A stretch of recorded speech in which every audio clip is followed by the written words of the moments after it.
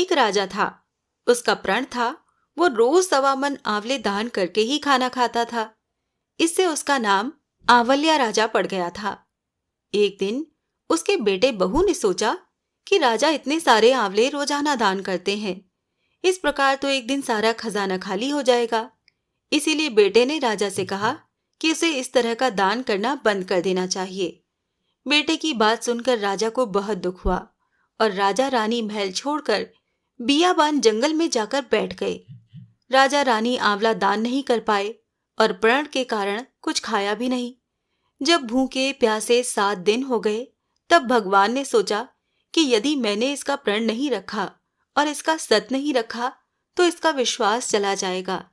इसीलिए भगवान ने जंगल में ही महल, राज्य और बाग बगीचे सब बना दिए और ढेरों आंवले के पेड़ लगा दिए।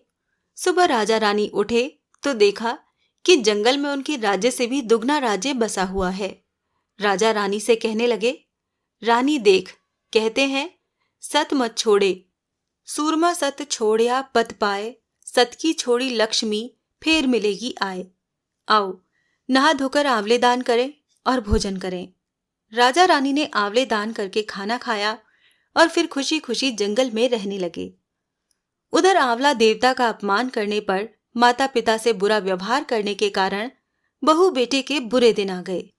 राज्य दुश्मनों ने छीन लिया और वो दाने दाने को मोहताज हो गए और फिर काम ढूंढते हुए अपने पिताजी के राज्य में आ पहुंचे। उनके हालात इतने बिगड़े हुए थे कि पिता ने उन्हें बिना पहचाने हुए ही काम पर रख लिया।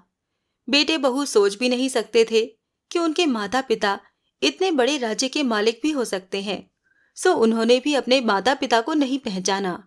एक दिन बहू ने सास के बाल गूंथते समय उनकी पीठ पर मस्सा देखा। उसे ये सोचकर रोना आने लगा कि ऐसा मस्सा मेरी सास के भी था। हमने ये सोचकर उन्हें आंवले दान करने से रोका था कि हमारा धन नष्ट हो जाएगा। आज वो लोग न जाने कहाँ होंगे।